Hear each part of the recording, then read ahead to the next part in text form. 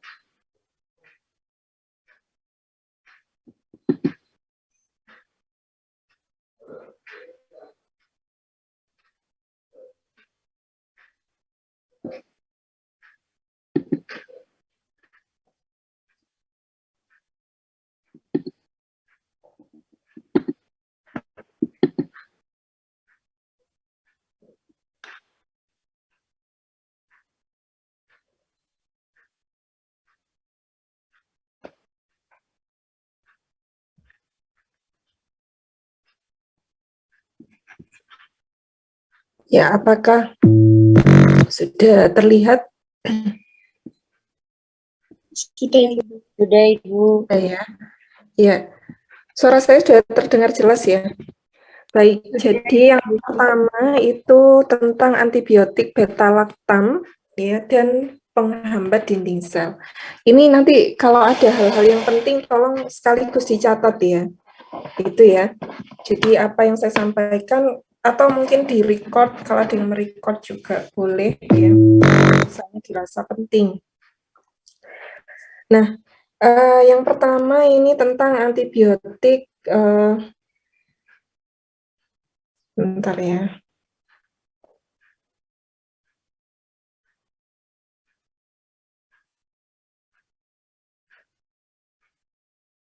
Antibiotik beta-laktam ya. Sebentar. Saya lupa.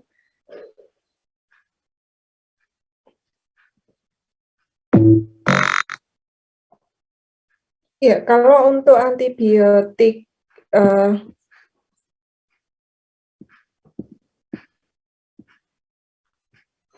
sebentar ya, tunggu sebentar.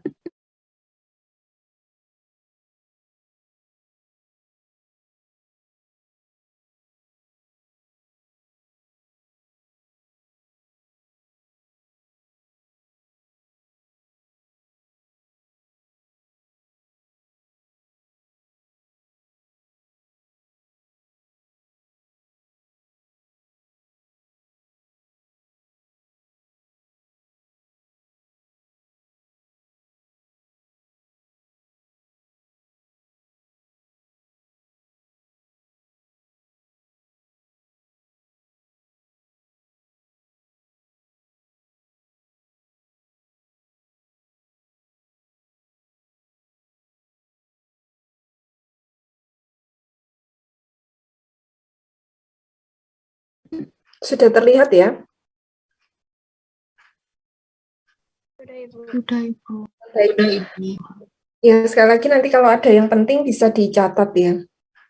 Jadi antibiotik beta-laktam. Kenapa kok dinamakan antibiotik beta-laktam? Ini karena antibiotik beta-laktam ini memiliki cincin beta-laktam, gitu ya. Jadi kalau secara kimia, kalau dari segi kimia, ini antibiotik beta-laktam ini memiliki cincin beta-laktam yang terdiri dari secondary group amino, gitu ya. Nah, seperti apa untuk dari cincin beta-laktam itu sendiri? Itu kalau kita lihat itu ada satu gugus ya yang disebut dengan cincin beta-laktam ya. Oke, sebentar.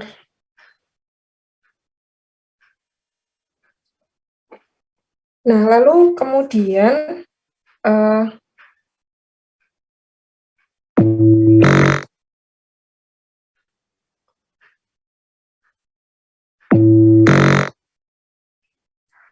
tunggu sebentar ya.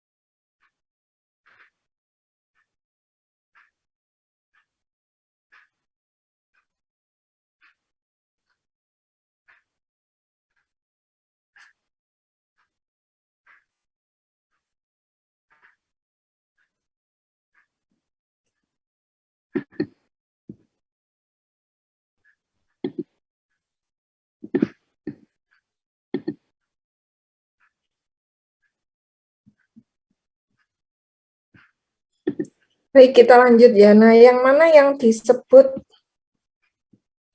cincin beta laktam itu kalau adik-adik lihat itu ada di sini ya. Kalau adik-adik lihat gambar ini ada namanya laktamase ya. Jadi ada B kalau adik-adik lihat di gambar itu ya. Ada mungkin saya enggak dari sini ya. Sebentar ya.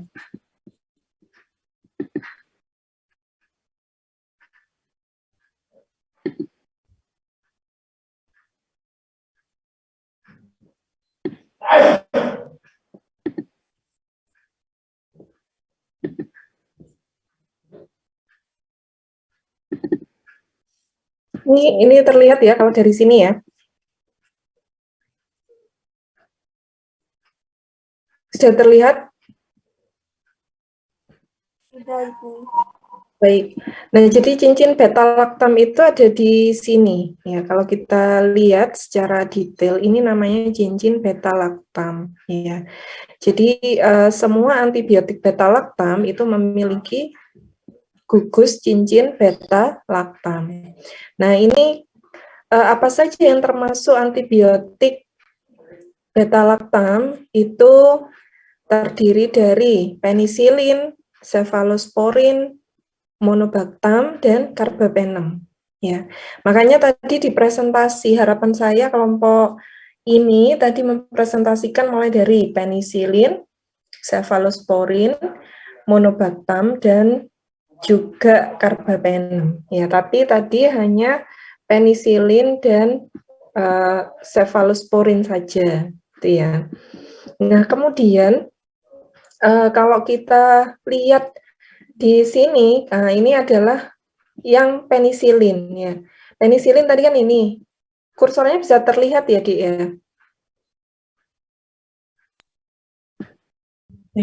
Terlihat, Bu. Ya, baik. Nah, ini kan penisilin ya. Kita mulai dari penisilin dulu. Kalau kita lihat penisilin, ini ada apa namanya rantainya, ya kan?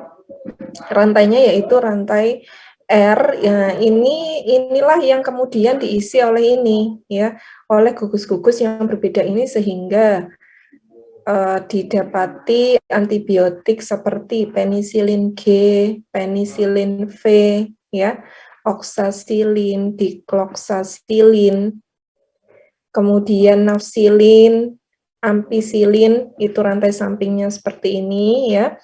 Kemudian amoksisilin, rantai sampingnya kalau ada dilihat seperti ini ya. Dan juga piperacillin. Nah, begitu juga nanti untuk yang apa namanya? Untuk yang cefalosporin ini. Cefalosporin berarti kalau kita lihat berarti perbedaan dari rantai sampingnya gitu ya. Nah, itu secara struktur kimia. Sekarang kita lihat untuk yang mekanisme aksinya, ya. Bagaimana cara kerja antibiotik beta-laktam itu tadi dengan menghambat sintesis dinding sel. Ya, dinding sel yang dimaksud di sini itu dinding selnya siapa? Antibiotik itu kerjanya membunuh bakteri, ya kan? Maka antibiotik itu bekerja dengan membunuh atau merusak dinding sel dari siapa? Yaitu dari bakteri itu, gitu ya. Sehingga makanya tadi ada pertanyaan dari siapa tadi, Frida, ya. Jadi kan itu bertanya, penisilin itu menghambat dinding selnya bakteri. Kalau semisal tidak ada bakteri pada dinding selnya, apakah penisilin tetap bekerja dengan sempurna? Nah, ini berarti belum memahami tadi ya, maksudnya yang menyampaikan itu mungkin tadi juga kurang jelas ya, bagaimana yang dimaksud dengan menghambat dinding sel bakteri. Ya, jadi yang dihambat ya dinding selnya bakteri. Bakteri itu kan punya dinding sel, punya protein ya. Bakteri itu juga sel. Paham ya? Nah, untuk lebih jelasnya coba diperhatikan bahwa antibiotik penisilin dan cefalosporin, kalau Adik lihat di sini, itu bekerja dengan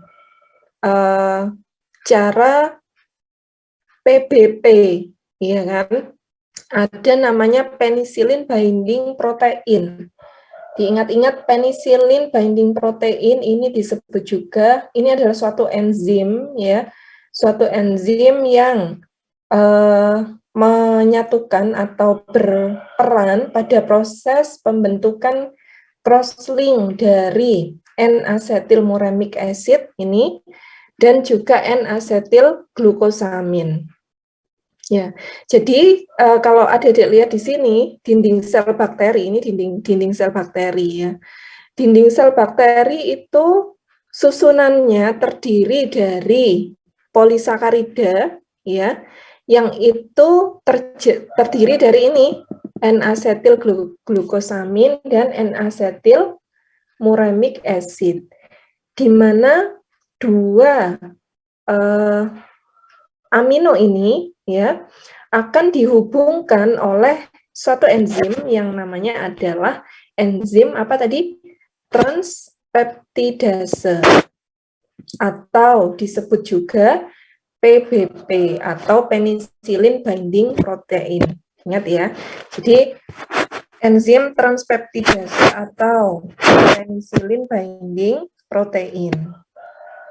Nah, antibiotik ini karena PBP ini kan yang menyatukan komponen dari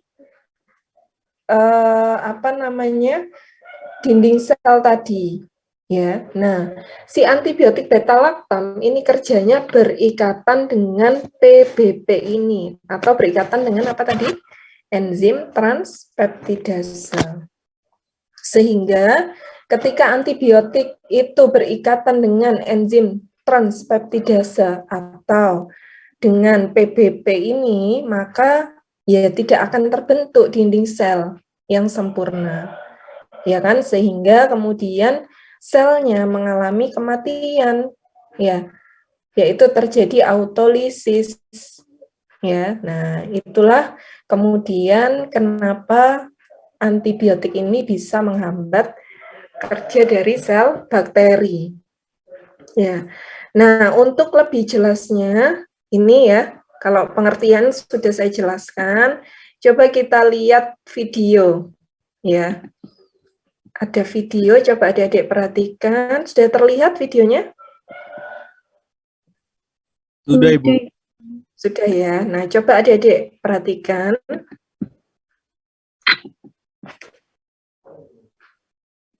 Structurally, bacteria consist of a cell membrane surrounded by a cell wall, and for some bacteria, an additional outer layer. Internal to the cell membrane is the cytoplasm, which contains ribosomes, a nuclear region, and in some cases, granules and/or vesicles.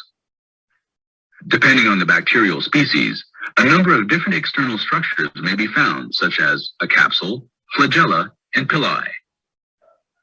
In gram-negative bacteria, the gap between the cell membrane and the cell wall is known as the periplasmic space. Most gram-positive bacteria do not possess a periplasmic space, but have only periplasm, where metabolic digestion occurs and new cell peptidoglycan is attached. Peptidoglycan, the most important component of the cell wall, is a polymer made of N-acetylmuramic acid, alternating with N-acetylglucosamine, which are cross-linked by chains of 4 amino acids. The function of the bacterial cell wall is to maintain the characteristic shape of the organism and to prevent the bacterium from bursting when fluid flows into the organism. Ini suaranya kedengeran ya, Dek? Suara videonya? Iya, Bu, terdengar. Oh iya, baik. By osmosis. Synthesis of the peptidoglycan and ultimately the bacterial cell wall occurs in a number of stages. One of the first stages is the addition of 5 amino acids to N-acetylmuramic acid. Next, N-acetylglucosamine is added to the N-acetylmuramic acid to form a precursor of peptidoglycan. This peptidoglycan precursor is then transported across the cell membrane to a cell wall acceptor in the periplasm. Once in the periplasm, the peptidoglycan precursors bind to cell wall acceptors and undergo extensive cross-linking. 2 major enzymes are involved in cross-linking: transpeptidase and D-alanine carboxypeptidase. These enzymes are also known as penicillin-binding proteins because of their ability to bind to penicillins and cephalosporins. Eventually, several layers of peptidoglycan are formed, all of which are cross-linked to create the cell wall. Gram-positive bacteria may have more layers than gram-negative bacteria and thus have a much thicker cell wall. Beta-lactam antibiotics include all penicillins and cephalosporins that contain a chemical structure called a beta-lactam ring. This structure is capable of binding to the enzymes that cross-link peptidoglycans. Beta-lactams interfere with cross-linking by binding to transpeptidase and D-alanine carboxypeptidase enzymes, thus preventing bacterial cell wall synthesis. By inhibiting cell wall synthesis, the bacterial cell is damaged. Gram-positive bacteria have a high internal osmotic pressure. Without a normal rigid cell wall, these cells burst when subjected to the low osmotic pressure of their surrounding environment. As well, the antibiotic penicillin-binding protein complex stimulates the release of autolysins that are capable of digesting the existing cell wall. Beta-lactam antibiotic. Baik, sudah jelas ya, jadi coba saya review. Ini tadi di awal itu adalah informasi tentang bagaimana dinding sel bakteri itu terbentuk. Dinding sel bakteri itu tadi terdiri dari lapisan peptidoglikan. Jadi terdiri dari lapisan ini kan ya, ini bakteri. Ya, jadi ini adalah sel bakteri.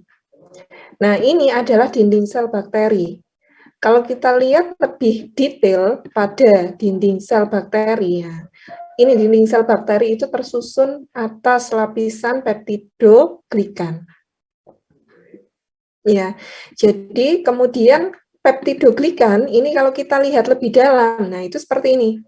Peptidoglikan itu ternyata terdiri dari susunan apa tadi? N-asetil glukosamin dan N-asetil-muramic acid ya. Jadi ini kalau kita lihat lebih detail itu bentuknya seperti ini. Ya, yaitu terdiri dari rangkaian N-asetil-glukosamin NAG dan N-asetil-muramic acid yang itu di-cross-linkkan, dihubungkan dengan asam amino, ya, dihubungkan dengan asam amino. Nah, inilah dinding sel bakteri. Tapi untuk menjaga kestabilan rigiditas dari sel bakteri itu, maka harus dihubungkan, asam amino ini harus dihubungkan dengan yang namanya enzim transpeptidase. Ya, nah ini adalah enzim transpeptidase tadi. Ya, kalau belakangnya ase ini kan berarti protein, apa namanya, enzim. Ya, jadi asam amino penghubung NAG dan NAM tadi itu, ya, dia dibantu oleh enzim transpeptidase ini, ya, fungsinya, atau yang disebut juga PBP, penicillin binding protein, ya. Nah, kalau kita lihat di sini kan fungsinya seperti strapless gitu ya. Nah, jadi dia berfungsi pada tiap asam amino yang menghubungkan atau membentuk dari peptidoglikan itu. Nah, lalu kemudian bagaimana ini berbicara tentang dinding sel, sudah dipahami ya, ini sel bakteri, belum bicara antibiotik. Lalu kita bicara antibiotik. Nah, antibiotik beta laktam. Tadi ingat, beta laktam tadi memiliki cincin beta laktam. Tadi adik-adik sudah tahu cincin beta laktam. Nah, mekanisme kerjanya ini kan ya, cincin beta laktam tadi ya.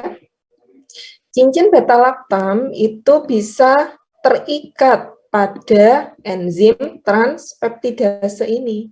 Sehingga enzim transpeptidase ini tidak bisa menjalankan fungsinya gitu ya untuk membantu dalam sebagai substrat tadi ya pada pembentukan peptidoglikan. Nah, lalu apa yang terjadi kalau seperti itu? Ya berarti peptidoglikannya tidak terbentuk. Padahal peptidoglikan itu tadi adalah unsur utama pembentuk dinding sel dari bakteri. Nah, kalau seperti itu maka tekanan osmotik di dalam selnya juga akan berubah gitu ya. Terjadi autolisin dan kemudian pecah ya, sel bakterinya pecah dan akhirnya sel bakterinya mati. Sampai sini sudah bisa dipahami ya, bagaimana mekanisme kerja antibiotik beta laktam. Oke, itu ya. Kemudian sekarang kita kembali ke materi tadi ya, ke antibiotik tadi. Sebentar. Sampai sini dulu apa ada pertanyaan sebelum saya lanjut?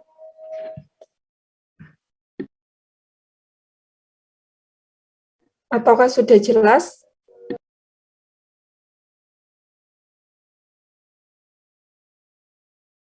Sudah jelas ya, baik. Saya lanjut ke berikutnya.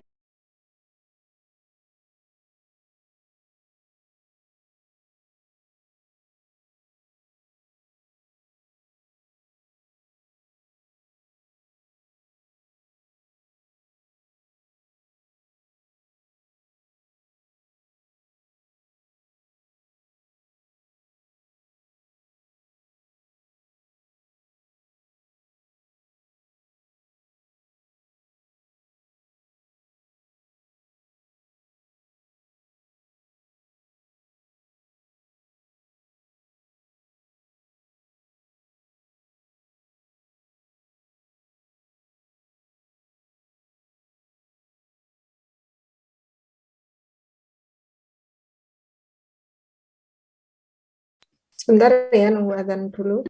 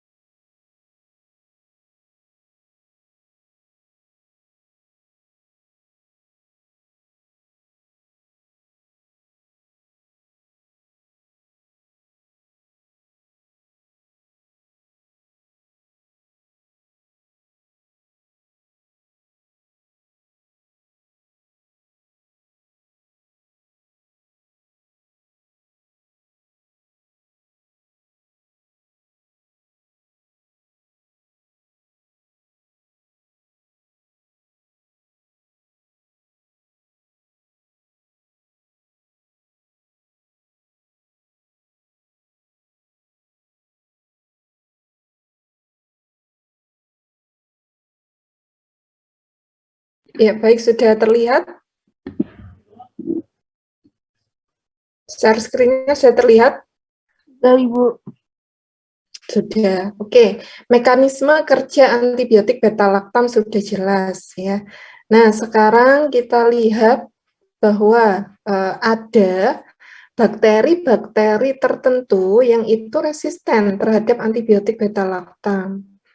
Nah, resistensinya ini karena apa? Yaitu karena ada beberapa bakteri ya, seperti Staphylococcus aureus, kemudian Haemophilus influenza, kemudian E. coli ya.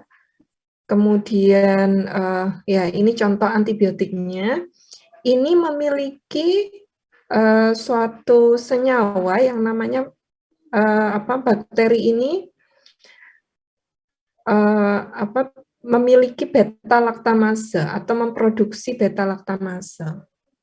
Nah, beta-laktamase itu apa? Beta-laktamase itu bisa merusak cincin beta-laktam. Ya, kan antibiotiknya tadi memiliki struktur cincin beta-laktam. Nah, ternyata ada beberapa bakteri yang itu memiliki atau mengeluarkan, memproduksi yang namanya beta-laktamase.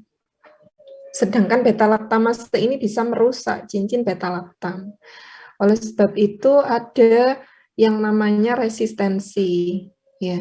Jadi antibiotiknya belum bekerja, tapi sudah dirusak dulu oleh si bakteri tersebut, gitu ya, karena dia punya suatu zat yang bisa merusak dari struktur antibiotik tersebut, gitu ya. Nah, caranya bagaimana? Maka untuk mengatasi itu, beberapa antibiotik golongan beta-laktam ya, ini dikombinasi, gitu ya, dikombinasi dengan apa? Dengan asam clavulanat. Ya, jadi ini anti beta-laktamase yang menghambat si bakteri itu menghasilkan suatu zat yang bisa merusak antibiotik.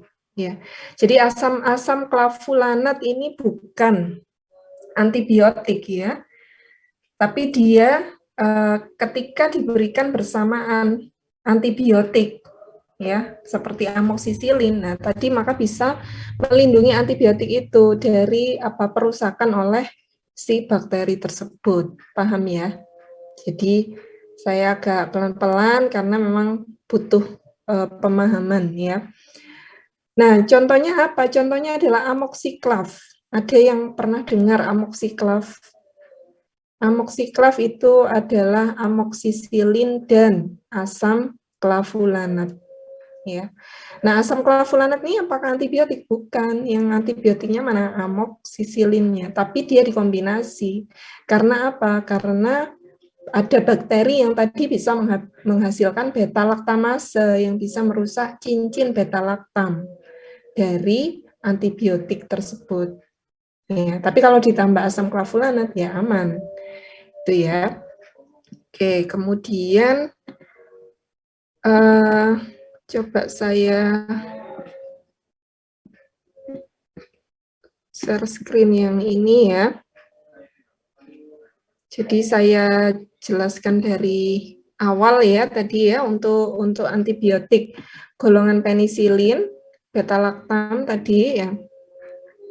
Kelihatan ya? PPT-nya kelihatan? Ya. Baik, jadi saya review lagi golongan penisilin ya, termasuk antibiotik beta-laktam. Nah, antibiotik beta-laktam tadi ditandai dengan adanya gugus ya, gugus kimia yaitu cincin beta-laktam ya. Kemudian contohnya adalah penisilin. Penisilin ini tadi kalau informasinya sudah dijelaskan oleh teman-teman kalian ya. Jadi dia bersifat bakterisid dengan cara menghambat sintesis dinding sel. Apa yang dimaksud sintesis dinding sel? Tadi adik-adik sudah belajar ya bahwa dinding sel itu terdiri dari peptidoglikan. Ya, peptidoglikan tadi terdiri dari apa? NAG dan NAM yang itu dihubungkan oleh asam amino ya, dengan adanya enzim transpeptidase atau PBB. Ya. Nah, antibiotik beta-laktam ini tadi berikatan dengan PBB sehingga tidak terbentuk peptidoglikan tadi ya. Sehingga terjadi autolisin dan dinding bakterinya pecah tadi. Ya, itu mekanismenya.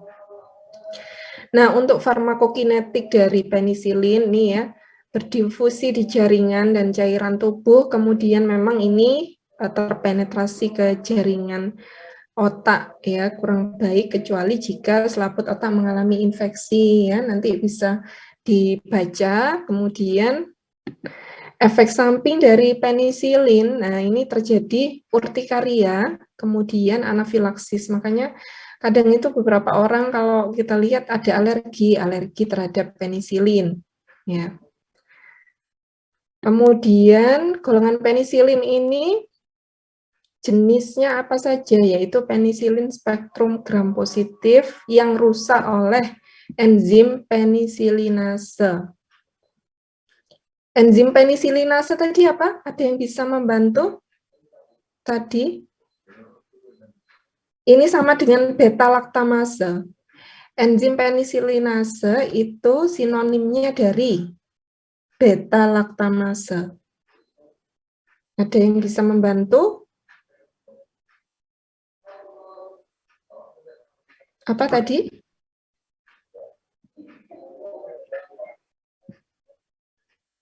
Coba salah satu, beta-laktamase tadi apa? Enzim yang merusak beta-laktam. Ya, enzim yang bisa merusak cincin beta-laktam. Ya. Nah, penisilin ini berarti rusak oleh enzim penisilinase. Kalau ada tadi beta-laktamase tadi dihasilkan oleh siapa saja? Beberapa bakteri tadi.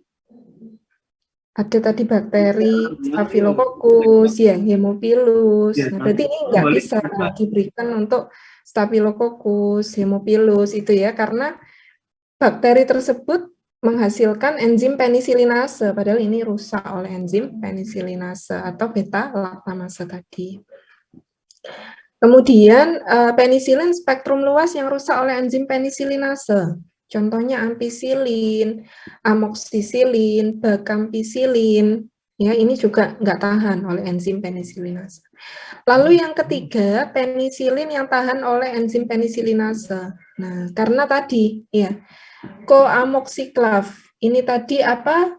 Coba disebutkan tadi koamoxiclav itu antibiotik apa, Dek?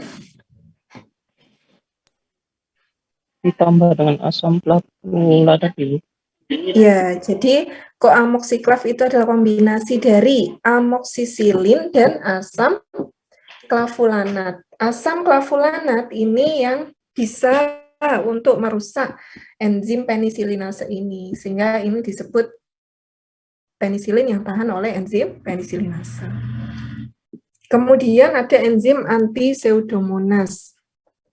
Contohnya picarcillin, piperacillin, sulbenisilin.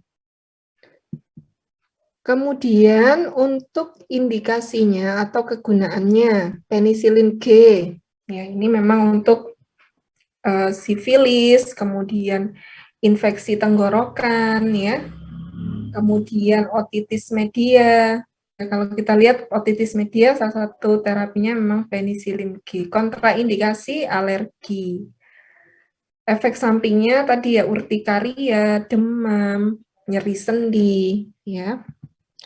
Kemudian penisilin V itu untuk kondisi tonsilitis, otitis media juga, ya.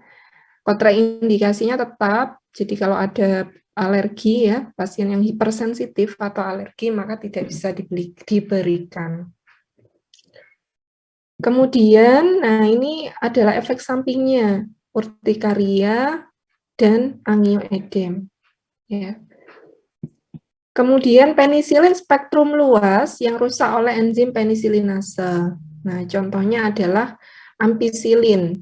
Ya, berarti kalau ada infeksi karena Haemophilus influenza itu bisa nggak kira-kira diberi ampicillin? Bisa atau tidak? Tadi kan Haemophilus influenza itu dia menghasilkan enzim beta laktamase atau enzim penisilinase. Pada hal ini antibiotik ampicillin ini dirusak oleh enzim penisilinase. Berarti dia tidak bisa ya diberikan pada infeksi yang disebabkan karena Haemophilus influenza ya ataupun E. coli ya. Nah, ampicillin ini penggunaannya juga spesifik ya. Jadi ampicillin ini karena dia absorpsinya itu lebih rendah kalau ada makanan. Jadi ampicillin kalau diberikan bersama dengan makanan itu absorpsinya turun. Sehingga bagaimana caranya ya ampicillin diberikan 1 jam sebelum makan.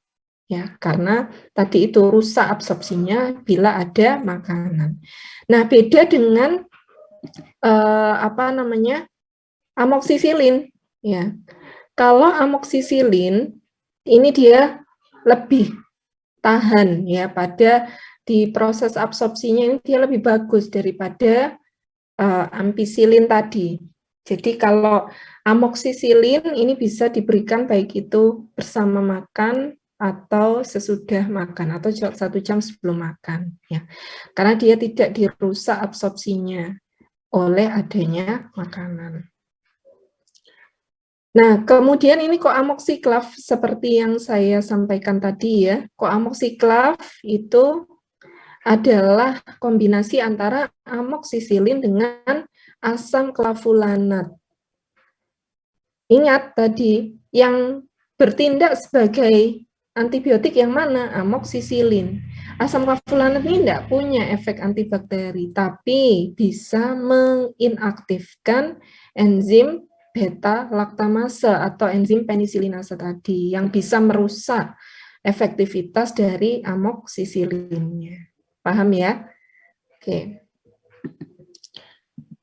Kemudian ampicillin tadi sudah ya, nanti bisa dibaca untuk kegunaannya. Kemudian juga nama patennya, ini contohnya ya. Bacampisilin ini juga ya, nanti bisa Dedek baca. Saya sampaikan yang mungkin perlu garis bawah ya.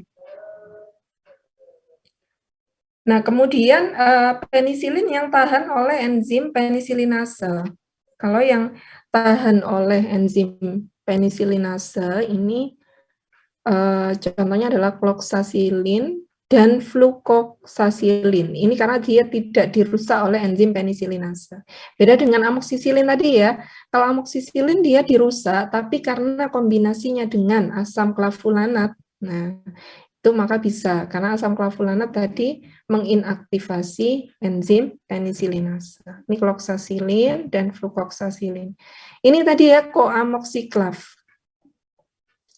Koamoksiklav ini bisa untuk infeksi kronis ya, untuk salmonella, kemudian juga untuk gonore. Contoh nama patennya adalah Augmentin, Clanexi, Clavamox ya. Ini kalau adik-adik nanti di preskripsi itu biasanya juga kadang ada obat koamoksiklav ini ya. Nah, ini adalah contoh koamoksiklav. Kalau adik-adik lihat di sini ya, ada amoksisilin dan asam klavulanat. Ya. Karena asam klavulanat tadi untuk menginaktivasi enzim beta laktamase atau enzim penisilinase. Lalu penisilin antipseudomonas, ya itu contohnya tikarsilin. Nanti adik-adik bisa baca. Kemudian piperacillin ya. Nah, sekarang cefalosporin. Cefalosporin tadi sudah dijelaskan oleh kelompok yang sebelumnya. Nah, yang perlu diingat bahwa cefalosporin di sini tadi ini juga termasuk antibiotik golongan beta laktam. Cefalosporin ini juga memiliki cincin beta laktam. Ya, tadi kan sudah dilihat di awal tadi ya, ada cincin beta laktam. Baik, kemudian, nah ini cefalosporin. Nah, cefalosporin ini juga memiliki cincin beta laktam. Cefalosporin itu kerjanya menghambat sintesis dinding sel, tadi sudah disampaikan di awal ya. Nah, golongan cefalosporin, kalau adik-adik baca di Katsung, itu memang banyak sekali ya informasi-informasinya. Nanti bisa dibaca lebih detail. Tetapi bisa di-summarize di sini bahwa cefalosporin ini ada generasi pertama, kedua, ketiga, dan keempat. Ya. Contoh dari cefalosporin generasi pertama. Nah, ini jangan sampai kalau sudah kuliah farmakologi salah menyebut nama obat atau tidak lancar menyebut nama obat ya. Jadi tolong belajar atau latihan menyebut nama obat. Ini contohnya adalah cefadroxil, cefalexin, cefradin, cefazolin, cefalotin. Jangan sampai keliru ya, misalnya cefacroxil. Nah, misalnya jangan sampai begitu karena apoteker itu kompetensi utamanya ya tentang obat-obatan ini, ya. Kemudian generasi kedua itu ada cefaclor, cefroxim, cefamandol, cefoxitim. Ini generasi kedua. Generasi ketiga cefoperazon, cefotaxim, ceftriaxon. Ceftriaxon ini juga banyak dipakai ya di rumah sakit. Ceftazidim. Generasi keempat ini adalah cefepim. Nah, lalu apa bedanya antara generasi pertama, kedua, ketiga, dan keempat? Kalau kita bisa menarik kesimpulan di sini dari buku Katsung itu ya, yang tadi saya perlihatkan itu, nanti adik-adik bisa baca, coba diperhatikan di sini. Generasi pertama, kedua, dan ketiga. Generasi pertama itu lebih efektif terhadap bakteri gram positif, gitu ya. Semakin tinggi mungkin bisa disebut intinya adalah generasi pertama ini lebih efektif terhadap gram positif dibandingkan generasi kedua dan ketiga. Generasi kedua lebih bagus efektif untuk gram positif dibanding generasi ketiga. Nah, untuk gram negatif bagaimana? Kebalikannya gitu ya, semakin tinggi generasinya itu lebih efektif untuk bakteri gram negatif. Jadi kalau kita lihat di sini berarti yang gram negatif yang paling poten yang mana? Generasi ketiga, kedua, dan ke-1. Urutannya begitu. Nah, tetapi ada satu pengecualian ya, ada satu pengecualian exception di sini. Bahwa generasi keempat mana? Generasi keempat nih kalau kita lihat dari gambar ini harusnya dia lebih efektif ke gram apa? Negatif. Tapi generasi keempat ini memiliki greater activity ya. Jadi generasi keempat ini juga paling besar efektif pada baik itu gram negatif ataupun gram positif. Harusnya kan kalau dari piramida ini dia gram positifnya kecil ya, tapi kalau generasi keempat itu juga besar. Ya, jadi generasi keempat ini memiliki potensi terhadap baik itu gram negatif maupun gram positif. Gitu ya. Paham ya sampai sini? Oke, kemudian berikutnya adalah farmakokinetiknya. Nah, kalau farmakokinetiknya, cefalosporin yang bisa diberikan per oral itu adalah cefalexin, cefaclor, dan cefadroxil. Kalau ada dilihat cefadroxil ada ininya ya, sirup itu ada secara per oral. Nah, tetapi selain dari ini, yang lain itu diberikan secara parenteral, ya. Jadi yang bisa diberikan per oral hanya ini cefalexin, cefaclor, dan cefadroxil. Ya, kalau seperti ceftazidime, ceftriaxone, cefepime, tadi berarti dia diberikan secara parenteral. Oke, kemudian efek sampingnya sama ya, reaksi alergi, anafilaksis, sehingga perlu diperhatikan misalnya ada seorang pasien yang alergi atau apa namanya, ya ada alergi terhadap antibiotik penisilin. Nah, maka ada kemungkinan dia cefalosporin juga alergi, gitu ya. Karena dia memiliki struktur yang hampir sama, yaitu punya cincin beta laktam.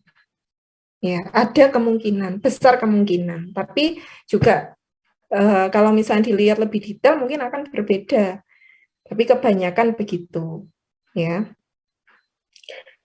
Oke, kemudian yang perlu diperhatikan lagi, nih cefalosporin ini memiliki sifat nefrotoksik. Nefrotoksik itu artinya apa? Nefro itu artinya ginjal, toksik itu berarti toksisitas. Berarti toksisitas pada ginjal. Berarti harus diberikan pada pasien dengan gangguan ginjal. Meskipun nanti yang paling toksik itu aminoglycoside, ya itu sangat nefrotoksik.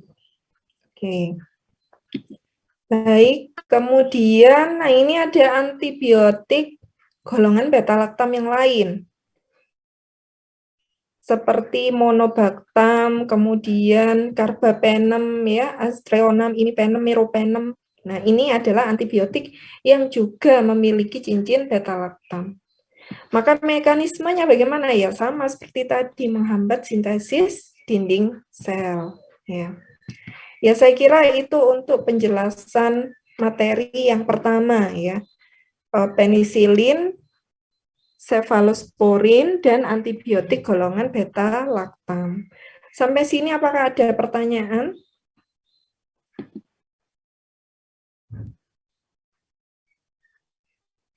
Sudah jelas ya? Dari apa yang sudah saya sampaikan ya. Baik, coba saya ingin mereview sedikit sebelum kita akhiri, yang bisa tolong langsung open mic ya, nanti CO tolong dicatat ya. Coba adakah yang bisa nanti ini akan menjadi tambahan nilai ya. Coba tolong dijelaskan mekanisme kerja antibiotik yang menghambat sintesis dinding sel. Silakan. Oh, maaf Ibu, saya coba izin menjawab. Iya, siapa ini? Namanya siapa? Rizkon Kadam. Iya, bisa open kamera ya, biar kelihatan. Oke, maaf. Ya, Rizkon ya. Ya, sebentar ya, saya ke belakang sebentar, 2 menit ya, sambil dipersiapkan sebentar.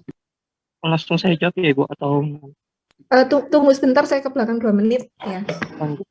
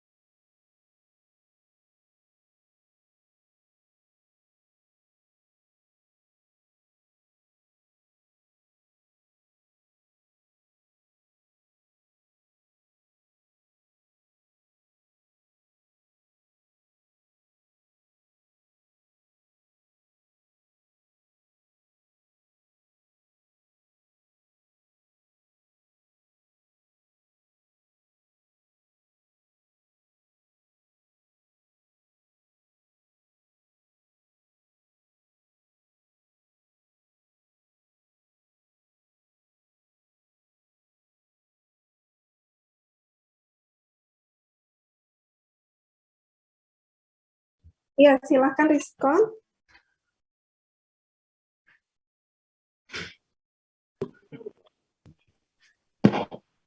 Oke Ibu, terima kasih Ibu, saya masuk. Saya Rizkon, yang paket 294, mengenai yang Ibu jelaskan tadi, dari bagaimana dari sistem kerja dari beta laktam itu sendiri.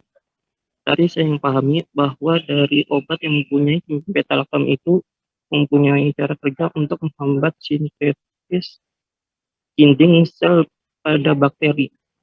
Jadi pada mekanismenya itu nantinya pada bakteri itu mempunyai dinding selnya yang terdiri dari peptiglikan yang di dalamnya itu terdapat dua amino, yaitu N-asetilglucosamin dan juga N-asetilmuramic acid yang dihubungkan dengan penicillin binding protein atau bisa disebut dengan transpeptidase. Kemudian mengenai cara dari obat yang mempunyai cincin beta-lactam itu, obat ini menghambat dengan cara memasuki dari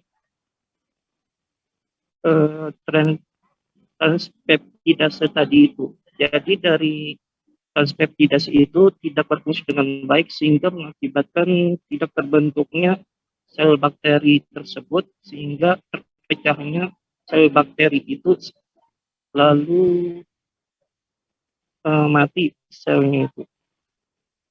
Kemudian ada juga dari sel bakteri yang mempunyai beta-lactamase atau pesilinase seperti E. coli dan juga lainnya. Solusinya ini dapat dikombinasikan dengan asam clavulanat. Jadi saya pahami begitu, Ibu. Terima kasih. Ya, terima kasih Rizkon. Saya kira untuk mekanismenya tadi sudah dipahami ya berarti ya. Ya, baik, akan menjadi catatan ya nanti untuk tambahan nilai. Oke. Satu lagi coba pertanyaan, apakah bisa dijelaskan summarize dari antibiotik golongan cefalosporin dari generasi 1, 2, 3, dan 4 kaitannya dengan aktivitasnya terhadap bakteri gram negatif atau positif.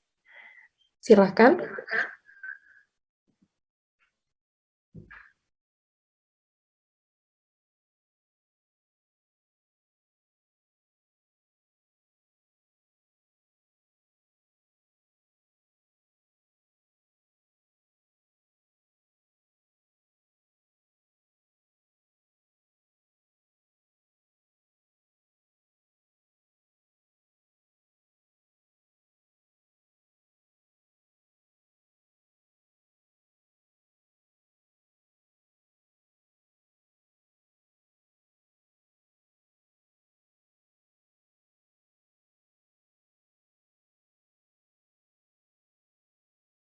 Ya, silakan untuk yang lain. Ini akan menjadi tambahan nilai yang menurut saya porsinya akan cukup besar ya, karena terkait dengan pemahaman adik-adik dari apa yang sudah saya jelaskan tadi. Boleh melihat catatannya, yang penting penjelasannya benar. Silakan.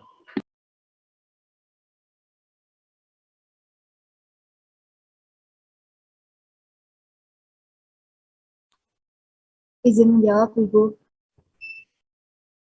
Iya, silakan. Atas nama siapa? Alfiani. Alfiani. NIM-nya 277 ya, kelas G. Yang tadi Rizkon tadi kelas apa? Saya kelas G, Ibu. Kelas G, NIM-nya 294 ya. Oke, silahkan Alfiani. Izin menjawab. Dari generasi pertama sampai generasi ketiga, semakin ke atas lebih efektif terhadap gram positif. Sedangkan semakin ke bawah lebih efektif terhadap gram negatif. Untuk generasi keempat, memiliki potensi terhadap gram positif dan gram negatif. Terima kasih, Bu. Maksudnya gram positif dan negatif yang bagaimana untuk generasi keempat? Jadi begini ya, semua antibiotik yang golongan cefalosporin tadi itu punya ke gram positif dan negatif punya, ya. Tapi kecondongannya lebih besar. Nah, itu tadi seperti yang sudah dijelaskan Alfiani. Semakin tinggi generasinya, berarti dia semakin ke gram apa? Kalau generasi 3 itu lebih bagus ke yang Negatif. generasi ke-3, coba dilihat lagi. Generasi ketiga itu lebih bagus ke gram negatif. Apakah generasi ketiga memiliki gram positif? Memiliki potensi untuk menghambat gram positif? Iya, gitu ya. Generasi pertama, meskipun gram positif lebih bagus, apakah dia juga memiliki potensi gram negatif? Punya, ya. Tapi kecenderungannya lebih besar ke generasi 3. Nah, untuk generasi keempat, tidak hanya ke gram positif dan negatif, tapi yang paling besar di antara generasi 1, 2, dan 3. Gitu ya, jelas ya. Jadi semuanya punya potensi ke gram positif dan gram negatif. Ya. Baik, itu saya kira kuliah kita hari ini ya. Untuk yang berikutnya masih ada berapa topik itu ya? Kan yang dengan saya juga antivirus ya. Nah, itu nanti bisa minggu depan dipersiapkan untuk topik berikutnya semua kelas. Kita akan diskusi juga seperti ini, jadi ada kelompok yang mempresentasikan, nanti saya berikan reviewnya di akhir. Itu ya. Ada pertanyaan sampai sini? Sudah cukup ya. Tolong juga tadi apa yang saya sampaikan itu adalah prinsip dasar. Tapi kalau untuk detailnya, misalnya cefadroxil ini dosisnya berapa? Nah, itu bisa adik-adik baca tadi sudah tercantum di slide-nya masing-masing kelompok ya, nanti saling tukar. Nah, itu sebagai tambahan. Misalnya ceftriaxone. Itu kan tadi ceftriaxone ini secara peroral atau parenteral tadi? IV ya, jadi karena ceftriaxone ini nggak ada sediaan per oralnya. Nah, itu dosisnya berapa? Apakah 2 kali 1 gram, ataukah 1 kali 2 gram? Nah, itu nanti bisa adik-adik tambahkan sendiri untuk dosis, indikasi, penggunaan, ya. Kemudian kalau efek samping tadi juga hampir sama ya. Hampir semua antibiotik yang beta-laktam ini tadi sama ya, urtikaria, semacam itu. Kemudian juga nama-nama obatnya saya pesan sekali lagi ya, di farmakologi ini memang mau tidak mau harus menghafal, ini di awal ya. Ini adalah bekal nanti adik-adik untuk kuliah-kuliah seperti farmakoterapi gitu. Jadi ini bekalnya. Nanti kalau udah menyebut nama ceftriaxone itu sudah nggak bingung lagi. Oh, ini antibiotik golongan cefalosporin gitu ya. Cefalosporin itu kerjanya begini mekanismenya. Nah, ini sebagai dasarnya. Baik, saya kira itu untuk kuliah kita hari ini ya. Mudah-mudahan bisa bermanfaat untuk adik-adik. Saya minta tolong CO untuk mencatat kehadiran hari ini ya, dan juga untuk mencatat siapa yang tadi aktif bertanya dan menjawab. Lalu juga untuk Rizkon dan Alfiani tadi juga tolong diberi catatan khusus tadi ya untuk CO di kelasnya masing-masing. Saya titip untuk nama-nama yang sudah menjawab tadi dan 2 yang terakhir tadi utamanya itu ya. Baik, kita akhiri kuliah kita hari ini dengan bacaan hamdalah. Alhamdulillahirabbil alamin. Saya akhiri. Assalamualaikum warahmatullahi wabarakatuh. Waalaikumsalam Waalaikumsalam warahmatullahi wabarakatuh. Terima kasih, Bu. Izin live ya. Terima kasih.